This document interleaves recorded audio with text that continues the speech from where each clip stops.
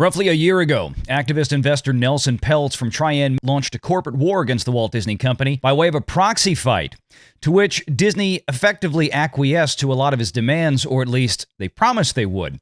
Now, of course, a year has gone by, and those demands really haven't come to fruition. And Nelson Peltz, of course, announced a few weeks ago that he was back in the fight once again. But this time, he's got a new friend. And that comes in the way of former Disney executive and former owner of Marvel Entertainment before selling it to Disney for $4 billion more than 10 years ago, Mr.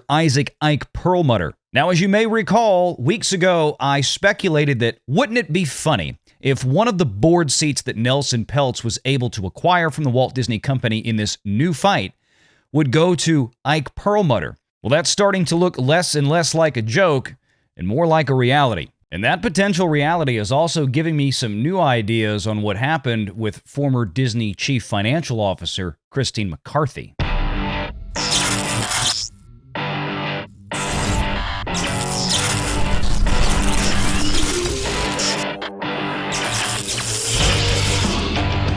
Renegade Online.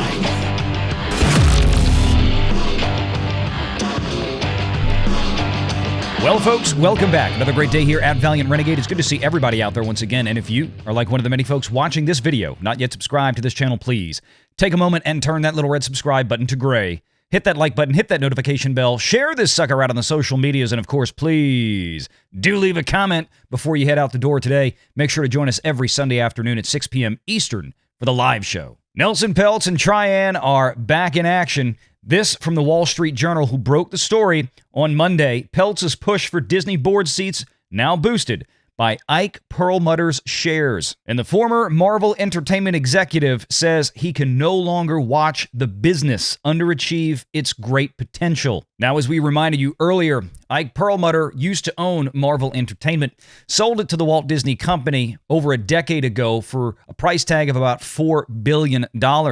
Some of that would have come in cash, but much of that came in the way of Walt Disney Company stock. Ike Perlmutter was then retained by the Walt Disney Company to manage that division. But along with Ike Perlmutter came Kevin Feige, who is now in sole control of the Marvel empire at Disney since running Ike Perlmutter out the door. That came in two phases. Back in 2015, there was an internal struggle between Perlmutter and Feige.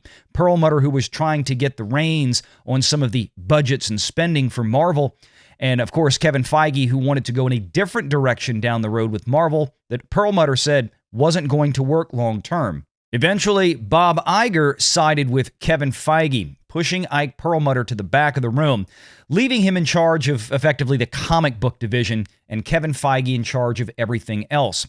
Perlmutter's position became largely ceremonial at that moment, with having really no control over anything moving forward that would be greenlit at Marvel Studios. That was now under the direct control of Kevin Feige, and as we've chronicled many times, you could definitely see where the project creation for Marvel in 2016 and beyond, that is, the films and television projects for Disney Plus that had not yet been put into motion, really started going downhill. We've seen the effect of Kevin Feige being left to his own devices in Marvel Phases 4 and 5. Then earlier this year, in a filing with the U.S. Securities and Exchange Commission, the Walt Disney Company chronicled a lot of the communications that went on behind the scenes with Nelson Peltz, former CEO Bob Iger, and Marvel Entertainment Chairman Ike Perlmutter, who was still at Disney at that point. This filing showed there had been a great deal of communications between those three men, and former CEO Bob Iger and Ike Perlmutter were working together to try to bring Nelson Peltz into the Walt Disney Company, to, of course, which Bob Iger was having none of it. This is part of the reason that Bob Iger was forced out the door by Iger a few months earlier. Following that, it seemed like it wouldn't be very long before they would try to find a way to shove Ike Perlmutter out the door for good. And of course, the Walt Disney Company took the opportunity to use the disguise of budget cuts, the $5.5 billion in spending reduction, as the reason why Ike Perlmutter's position was part of that and had to be eliminated. Of course, we all knew better. Ike Perlmutter was pushed out the door for the tenacity of going against the grain of Bob Iger. And as we've seen since then in chronicles from places like CNBC, that Bob Iger doesn't seem to like people that don't agree with him. And Bob Iger has a very distinct history of my way or the highway. So while Ike Perlmutter may no longer be at the Walt Disney Company, his shares of stock sure are, and it looks like he's turned them over to Nelson Peltz. As Nelson Peltz prepares a fresh challenge to the company, Perlmutter is proving to be a key financial ally too. Perlmutter said he has entrusted his stake in Disney to Peltz's Trian Fund Management as it prepares to press the company for multiple board seats.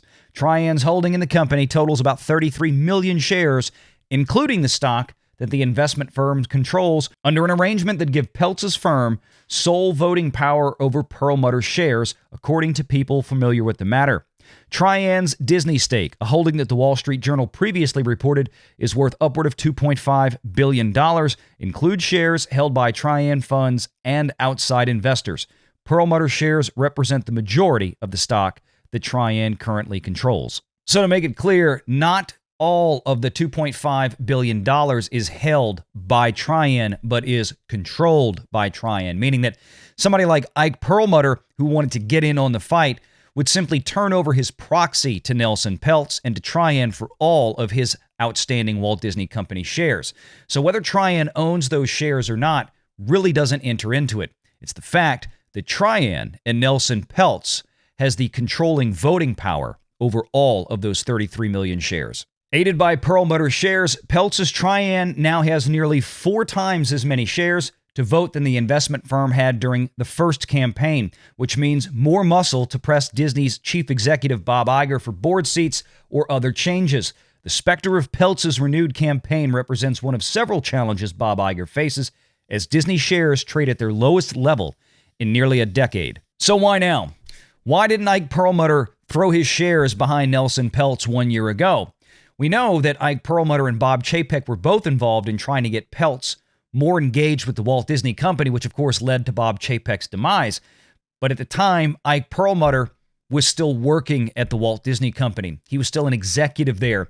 Even if he was a neutered executive thanks to Bob Iger and then to Kevin Feige, he was still at the Walt Disney Company. Throwing his shares behind Nelson Peltz against the company he was working for would have probably been some bad juju. So in other words, if Bob Iger had just let Ike Perlmutter stay where he was, and Ike Perlmutter would still be sitting in the corner at Marvel Entertainment at the Walt Disney Company right now, he may have never been able to just turn his shares over to Nelson Peltz to rail against Bob Iger. And of course, Disney declined to comment.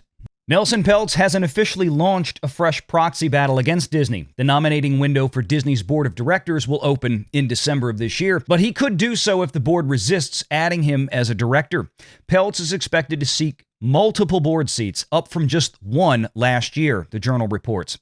Trian isn't seeking to add Perlmutter, who was a chairman of Marvel Entertainment until March, to Disney's board, nor is the firm asking Disney to rehire him. Note the language. Trian isn't seeking to add Ike Perlmutter as a board member, but they're not outright saying that they've ruled it out. But that also doesn't mean they'd put him on the board either. You see, they honestly don't have to. You see, whether Ike Perlmutter is on the board of directors or not really doesn't make a difference. His voting power will be on the board of directors, and frankly, that's just as good. Whether Ike Perlmutter sits in a chair in the Disney boardroom or one of his proxy representatives sits in the chair in the boardroom, believe me, Ike Perlmutter's mind and Ike Perlmutter's intuition and his advice and counseling will still be in that Disney boardroom, whether Bob Iger wants it or not. Just think of the treasure trove of information that Ike Perlmutter has about the inner workings of the Walt Disney Company. And think of what that wisdom could do in the hands of somebody like Nelson Peltz or his representatives from Trian. And if you want to know what's on Ike Perlmutter's mind, just take it from his own mouth. Quote, "While I was a Disney employee, I was not comfortable publicly stating my views on the company and its performance. As someone with a large economic interest in Disney's success, I can no longer watch the business underachieve its great potential." Perlmutter says he also has plans to urge Disney's board to, quote, "immediately welcome one or more Trian board candidates." And he believes that Nelson Peltz and Trian could help Disney improve its operations and strategy and achieve better results for shareholders. Ike Perlmutter said that he has purchased but hasn't sold Disney stock since the 2009 Marvel acquisition. And that is, I believe, the first time he has stated that outright. And what's even more important, going back to what I said before about Bob Iger, is that Bob Iger would have to know this. He shot Ike Perlmutter out the door knowing that he had this much voting power still in his pocket. You got to wonder if Bob Iger knew this had to be coming, and when he did what he did, that this was a foregone conclusion. Certainly makes things much more interesting, because certainly Bob Iger knew that Ike Perlmutter and Nelson Peltz were good friends. Consider for a moment, if you will, a scenario where the chief architect of Bob Iger's return, the one who was most ardently trying to get rid of Bob Chapek from within the company to bring Iger back, former CFO Christine McCarthy, sitting on the phone the Sunday night leading up to the infamous November earnings call of 2022, on the phone with Bob Iger, telling him, Bob, we've got everything in place. The earnings call coming up Wednesday should be Bob Chapek's final swan song. It hopefully won't be too long after that to when we can get you back in and get Bob Chapek out. Perlmutter and Chapek are afraid that you're going to return, so let's give them exactly what they're afraid of. Bob, you only have one thing that you need to do. You need to keep Ike Perlmutter under your thumb and in check at the Walt Disney Company. If you run him off or you fire him, he'll be able to turn over his voting power to Nelson Peltz, who's his best friend from down the street. Keep your friends close, Bob, but keep your enemies closer. Don't touch Ike Perlmutter. But of course, as the months went on, Bob Iger probably couldn't stand being in the same building, or at least in the same company, associated with a man who tried to get rid of him, or at least prevent him from coming back. A man that didn't want to play Bob Iger's game. And Bob Iger said Ike Perlmutter has to go. And then he lets Ike Perlmutter go in March of 2023. And just a few months later, Christine McCarthy resigns. And when Bob Iger's ego got the best of him, I have a feeling that that was one of the big reasons that Christine McCarthy said, I'm out. And Perlmutter let his feelings be known about how Bob Iger treated him, and Marvel Studios for that matter, in an interview earlier this year where he said, quote, I have no doubt that my termination was based off of fundamental differences in business between my thinking and Disney leadership, because I care about return on investment. How terrible a prospect that two wealthy investors who own Disney stock want to see the company return to fiscal responsibility, efficiency, and yes, profit from every division, something that the Walt Disney Company should not have trouble doing, especially given the IPs that it owns under its banner.